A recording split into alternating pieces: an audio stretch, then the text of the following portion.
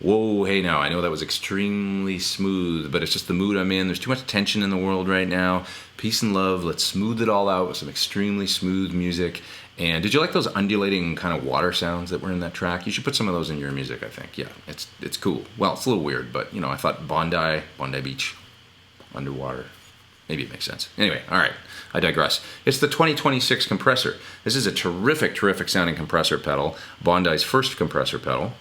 And they spent a couple years developing it, and they didn't really like the traditional compressor pedal sort of effect it would have on your guitar tone, the fact that it would dull, like, well, I'm talking about old Ross compressors and stuff, they would dull the top end to some degree and change the core tone. So that was the first thing. They wanted to make a very, very transparent compressor, and I'd say they achieved that. When I turned it on right at the beginning of the video, you might have noticed all the high end stays intact and all that kind of good stuff. So it sounds really, really good. I want to solo some of the tracks from the song at the beginning of the video outside of the mix. Then I also want to talk a little bit more about the controls, give you some demonstration of them, and just, yeah, some other really cool things about this compressor. So let's get on to it. So the 2026 is a super transparent VCA style compressor, and one of the coolest things about it is that they've given you the ability essentially to make the compressor extremely easy to use, plug and play, really simple, or be as adjustable as you want it to be. And the way they did that is there's two different modes in it. So first mode, manual mode, basically gives you all the controls on the front of the pedal. You know, so you've got the adjustable attack, release time, ratio threshold, all that good stuff. And manual mode is indicated by when the red LED is on the front of the pedal. Now, if I hold the foot switch down for about 2 seconds, you can see that red LED turned to blue. Okay, this is now called dynamic mode. In dynamic mode, the pedal dynamically tracks your playing and automatically adjusts attack and release time to whatever you're doing. So now the attack and release on the front of the pedal are disabled, and this is just extremely easy to use now. It's just plug and play, really, really, really simple, much like, you know, a lot of sort of traditional guitar pedal compressors. So you've got the option of using it either way. I would wager a guess that most guitar players would be fine with dynamic mode most of the time. It sounds just great. It seems to work for just about everything that I throw at it. And I used it in dynamic mode for all the parts actually on the song at the beginning of the video. But if you do want to have, you know, super control over your attack and release, you've got it. So, you know, there's no downside, no compromise. So let's check out the tone of the two different modes here just really quick. Here's the tone of the without the pedal.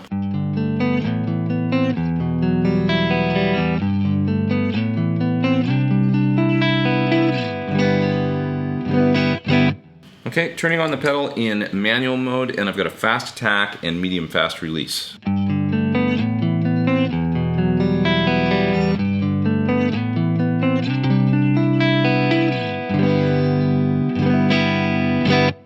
Okay, let's kick the pedal over into dynamic mode, indicated by the blue LED. Here we go.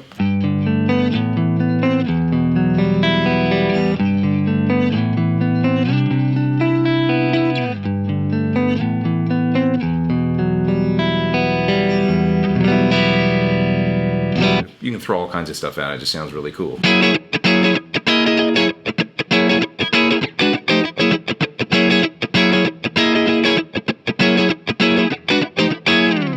So I figured since I have a nice adjustable compressor here in the 2026, I would just do a short segment in this video on kind of a lesson on what the controls on an adjustable compressor actually do. So this will apply to this pedal as well as any other pedal that has, you know, adjustable attack, release time, adjustable hard knee or soft knee, you know, ratio, threshold. I think sometimes these controls, they confuse people, you know, musicians in general, not just guitar players. So, you know, you can take this away and apply it to any compressor that you try, essentially, this information. So here's the tone without the pedal. Okay, just a straight up clean sound. When I turn on the pedal, I've got the output a little above half, and I've got the ratio all the way down. Listen to the tone. Okay, so I'm driving the amplifier sound into distortion a little bit, and that's because I've got the output cranked up a little bit, ratio's all the way off. When the ratio's all the way down, that means no compression's being applied, and because I got the output cranked a little bit, it means now I'm basically using the pedal like a clean boost. So that's something you can do with a compressor, is actually drive the front end of your amp, and if if you've got an adjustable ratio, you turn it all the way off, you're not getting any compression. You're just going to hit the front end of the amplifier harder.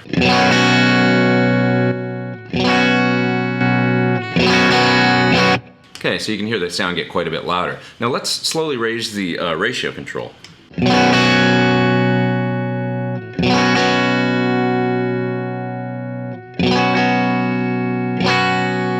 Now you can hear as I turned it up a bit and played, you can hear the attenuation start to kick in, and as I turn it up more and more, you can hear more compression happening. So basically the ratio is the control that decides how much compression is going to get applied when a signal crosses the threshold. Okay, so that brings us to the next thing, threshold control. The threshold is essentially just setting when compression kicks in. Okay, so if you set for a kind of a light amount a sort of a high threshold setting, and then you pick light, you're maybe not going to cross the compressor over into compression. Okay, so if I turn this threshold control up,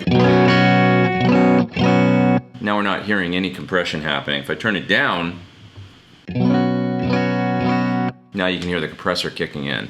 So that's essentially what the threshold does. Sets the level at which compression kicks in. Ratio is the control that controls how much compression is actually going to occur when a signal crosses the threshold. Okay, let's talk about the attack and release controls now. So the attack control basically is the setting that will determine how soon compression kicks in after a signal crosses the threshold.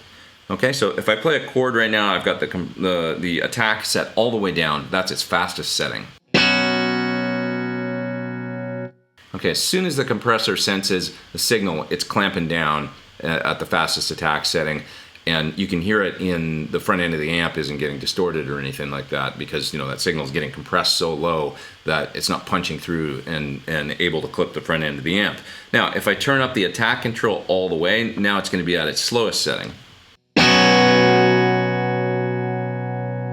Okay, and you heard it clip the front end of the amp a little bit, and then you heard the signal slowly die down. Okay, that's what happens when you've got a slow attack. It takes a little while for the compression to kick in, and so it just depends how you want to set it. Maybe you want a completely smooth out pick attack. Sometimes that can sound really good on an acoustic guitar if you wanted to really sit in a track and be very smooth. But if you want some dynamics in there, you want some of that pick to punch through, sometimes it's better to set the attack setting, you know, at least a medium attack, if not out and out slow attack. It just depends on what you want to hear. So if I set the attack as fast as possible now, let's talk about the release control. This is the easiest to kind of demonstrate with the attack super fast. So a really fast attack and a really fast release would sound like this.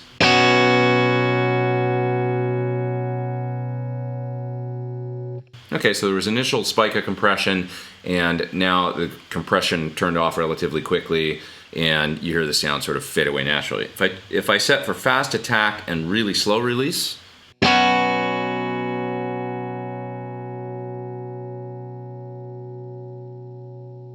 okay, that just grabs the signal and holds on to it way longer and doesn't let it go. So that's going to be the most dramatic compression that you can get, essentially, is a fast attack, really slow release, and that's going to be like the least dynamic sound that you can possibly have. It's basically squishing everything and sticking it kind of into one sort of dynamic range that's very limited.